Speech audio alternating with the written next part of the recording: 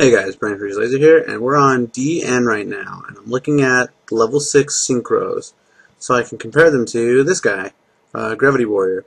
And this was suggested by one of my subscribers, and I like doing stuff like this for subscribers because I feel like if somebody asks me on a personal level, what do you think about this, and why is it good, or why is it bad, and stuff like that, then I get to give them an in-depth look at why I think that it's good or bad or not. And this is basically what I'm doing right now. So let's take a look at some non-blanket level 6s before we hit the blanket level 6s, which are these 5 guys at the end. And first one is pretty good, is Black Armed Wing, but you need a Blackwing tuner. Now this isn't super bad because people play with Gale, and Gale is a Blackwing tuner. He's pretty splashy. You can splash him into a lot of decks. He's a dark monster, so if you want to run Dad or Chaos build, he's good for that. He's easy to bring out. You know, he's level 3, you can search him with Sangan, and, you know, whatever. Let's see what this guy does. If this card attacks a defense position monster, it gains 500 attack, so it becomes a 28 beater. During the damage step only. During battle between this attacking card and a defense position monster whose defense is lower than this card, inflict pierce damage. And then, so 28 versus like 1,000, you would do 1,800. That's pretty good. So he's a pretty good guy. He has, you know, 1,000 defense, so if you flip him down with a Book of Moon or something, or a Tsukiyomi could kill him, or something could kill him. He's only 28 during the damage step, so he's 23 normally, so anything above 24, or 24 and above can kill him easily. Like a Monarch or whatever. A Monarch will probably just kill him with their effect. You know, Caius, deal an extra 1,000 damage and hit something else. So let's go on to this guy. Naturia Barkion is level 6. Now, he's an Earth monster. You have to use an Earth tuner and an Earth monster non-tuner to make him. So it's kind of situational. I guess he could be good in a lot of decks right now since a lot of people are running Earth, you know, Grand Soil, Telesoil type thing. Samurais, I know a lot of Samurai players have bought him out against me, which is just ridiculous with a Shein on board. But there you go. So during either player's turn, when a trap is activated, you can banish 2 cards from your graveyard, negate the activation, and if you do, destroy it. This card must be face up on the field for this effect to resolve. So what that means is if you activate his effect and then he gets booked, his effect doesn't work anymore because he wasn't face up before the effect resolved. Or if he gets, you know, compulsed or whatever. He's mid-range, 25, so he gets over, you know, most synchros, most exceeds rank 3 to 4-ish. You know, Monarchs, he kills Monarchs. He's pretty good size though. 25 is pretty good for a 6-star. He has a decent defense, but you know he needs Earth and Earth to make. And then you got Tempest Magician. So Tempest Magician is a spellcaster synchro. You need 1 tuner, any kind of tuner, but you need a non-tuner spellcaster type monster. So in most decks, the spellcaster type monster would probably be Tsukiyomi or a Gravekeeper of some sort, or maybe Prophecy monsters. I don't know. I could see her being really big in Prophecy monsters because they're all spellcasters anyway.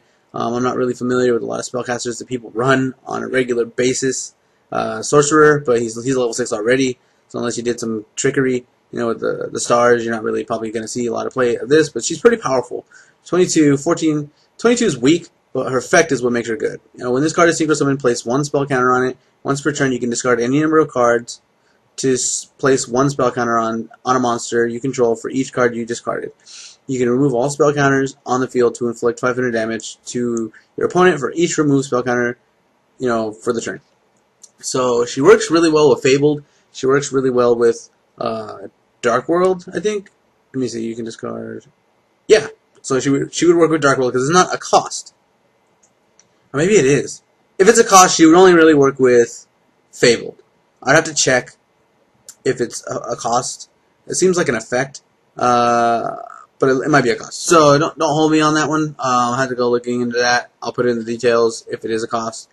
But if it's an effect, she works with Dark World. Whether or not if it's an effect or not, she works with most Fableds. But anyways, so yeah. So you would dump up all your cards, and then launch off the tokens, and then the tokens would do however much damage. So let's just say you had a handful of 4 cards, and she comes in with 1, so she's going to do 2,500 damage on top of the attack you're going to do for that turn. Or if you attack and then your opponent has maybe, you know, 1,500 damage left, you just dump 3 cards, blow up, good to go. You just won the game.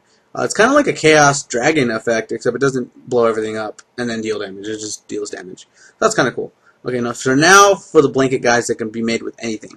So basically we have Orient Dragon, Iron Chain Dragon, Gaia Knight, Flamvell Urqueza, and Gravity Warrior. Now Gravity Warrior is the one that I'm supposed to be reviewing right now, but I'm going to talk about these guys before I get to Gravity Warrior. Actually, let's talk about Gravity Warrior first, so then we can review these guys and show you the ups and downs of Gravity Warrior. So when Gravity Warrior is synchro summoned, he gains 300 attack for each face-up monster your opponent controls.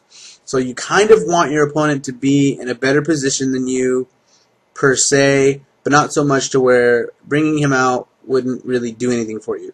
So let's just say your opponent has 2 face-up Zen mains. Okay, and you know, he can't get over him because he's 21, but there's 2, so he gains 600 attack. So now he becomes 2700. So he can attack one, but that's still kind of a bad situation because you know Zen mains. You know what Zen mains does. He just stays on the board forever and kills stuff. So once per turn during your opponent's battle phase, you can target 1 defense position monster your opponent controls, change it to face-up attack position. Also, it must attack this turn if able. So that's an interesting effect. Let's say your opponent had brought out something that was bigger than 27, didn't kill Gravity Warrior, and then attacked him. If you have a face-down trap to respond with, you can launch that card back to their hand, or you know, deprison or whatever, and then hey, look. You have a face-up, Zen main's on the board. Why don't you put him in attack mode and attack me with him? And then you attack him, they take, 1200 damage or whatever, and then their effect is going to activate unless they ran out of materials already or whatever, but you got some damaging. So that's like a weird situation. Maybe another one would be like, I don't know, just normal stuff, I guess. Like, I can't really see a whole lot of situations that you could use this card effectively in. Yeah, it's just really difficult to get him to work properly with the inclusion of Exceeds. When Exceeds came out, this guy became kind of less playable because of the type of Exceeds that exist. Maestroke, Zen mains, Pop-Up Operative, they all kind of have ways of protecting themselves, and it's really difficult. Utopia, they all have ways of just, nope, I'm not going to die for a couple more turns. So, with that in mind, he kind of becomes less playable. You have Urqueza, and he does Pierce, so that's kind of cool. And this card gains 300 attack for each time it inflicts battle damage to your opponent. So it gets bigger permanently, and it's kind of like Gravity Warrior, except you don't have to worry about things like Zen mains killing him. So if he just does Pierce damage to something, he gets bigger. He just keeps getting bigger and bigger. So your opponent's gonna have to deal with this guy before he gets too big. Gaia Knight, the Force of the Earth. He was a really big staple back in the day when Synchros just came out. He's big, he's 26, gets over, Stardust. He gets over a lot of things, actually. He's kind of like, Gem Knight Pearl. And in the fact that he's 26. So it takes 2 monsters to make him, just like Gem Knight Pearl. And he's 26, and he's just a big beater. Iron Chain Dragon. You can remove from play all Iron Chain monsters from your graveyard to have this card gain 200 attack for each card removed until the end phase. So you would have to be running an Iron Chain deck in order to utilize that effect.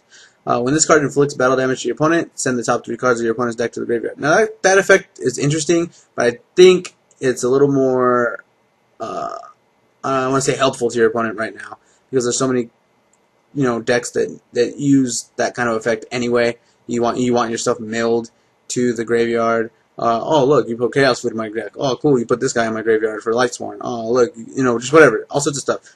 Yugioh can go grab their stuff back out of the graveyard. Heretics can grab their stuff back out of the graveyard.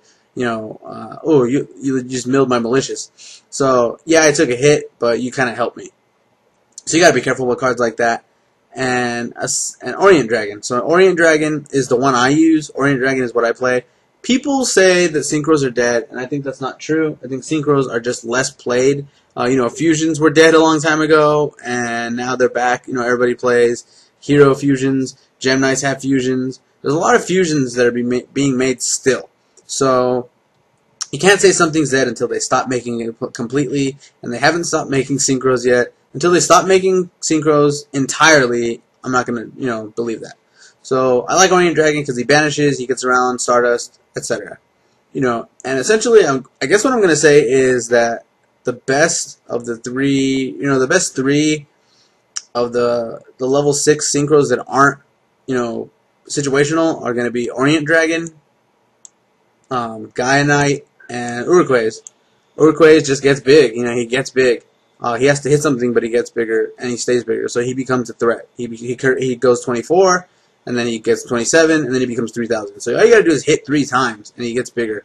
Gaia Knight is like, you know, Gem Knight Pearl. So he's just already big, and that's a threat you have to worry about. And then Orient Dragon, you know, banishes synchros. So just in case my opponent somehow took my synchro for me, or they brought out their own Stardust or whatever, this guy right here, or Naturia Beast, I can banish that guy off the board and be okay for a little while. So unfortunately, Gravity Warrior, although he has a kind of a cool effect, he's kind of, if you're in a bad situation, I guess he could kind of help you get out of it, but with cards like Zenmaines, Utopia, and stuff like that in existence, he becomes a little more difficult to play. So, yeah, essentially that's my lineup, and, you know, those are the 3 best, I think, 6-drop synchros that aren't difficult to bring out or have, you know, some unique synchroing conditions. If you like the video, hit the like button, and as usual, you can subscribe on, and as always, you can subscribe on my YouTube to see when I put out new videos, and thanks for watching.